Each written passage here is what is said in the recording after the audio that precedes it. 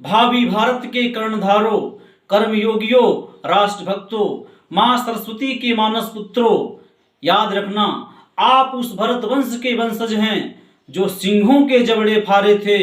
आंख उठी जब नारी पर तो सोने की लंका जा रहे थे। ये पुण्य भूमि है वीरों की, ये पुण्य भूमि है वीरों की, जहां इंकलाब के नारे थे। जब आंच पड़ी थी भारत मां पर तो घर में घुस के मारे थे। एनसीसी के प्यारे छात्रों, हम उस वीर वसुंधरा में जन्मे हैं जहां की शौर्य गाथा दुनिया के कोने कोने में गाई जाती है, 7 समुंदर पार भी गाई जाती है। हम उस जगत जननी मां भारती के आंचल में जन्मे हैं जो वसुधैव कुटुंबकम की बात करती है, जो अस्तो मां सदगमय के सिद्धांतों की बात करती है।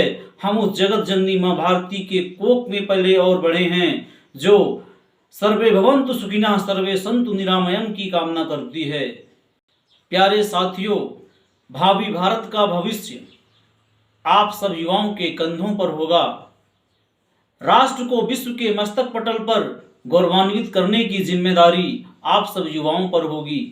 इसके लिए आप सबको शारीरिक, वैचारिक और मानसिक रूप से सुदृढ़ होकर के अपने व्यक्तित्व, अपने कृतित्व और अपने चरित्र को सत्य की कसौटी पर कसना होगा। अपने महर्षि मुनियों, महापुरुषों, वीर वीरांगनाओं और अपने शहीदों के सपनों का राष्ट्र बनाने के लिए, शहीदों के सपनों का भारत बनाने के लिए हम सबको चिंतनशील होना होगा। भारत की सोई हुई संप्रभुता, भारत का खोया हुआ ऐश्वर्य फिर से वापस लाने के लिए हम सबको दृढ़ संकल्पित होना होगा और अपने महापुरुषों के पद चिन्हों पर चल करके अपने इस नश्वर भौतिक शरीर को मां भारती के आन बान शान के लिए न्यौछावर करने का संकल्प लेना होगा। अपने निजी कर्तव्यों का बोध करना होगा। एक महान दार्शनिक ने कहा था, अगर भारत की भूमि में सेवा, संस्कार, सहिष्णुता, सद्भावना, चरित्र और अनुशासन की समग्रता को देखना है तो एनसीसी के छात्रों को देख लेना, जिनके खून के रग रग में राष्ट्रभक्ति के ज्वार बहते हैं।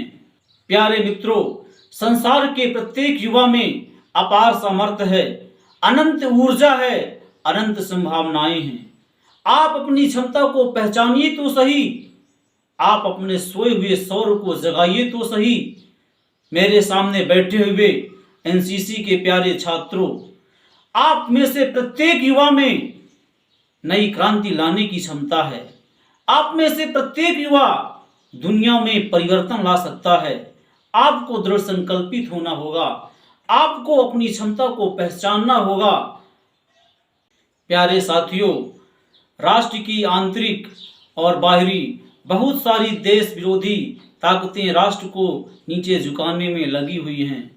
हमें इस चुनौती को स्वीकार करना होगा और राष्ट्र के कल्याण के लिए, राष्ट्र के उत्कर्ष के लिए अपने आप को प्रकाशित करते हुए, अपने निजी कर्तव्यों का निर्वहन करते हुए इस भौतिक शरीर को मां भारती के चरणों में न्यौछावर करना होगा।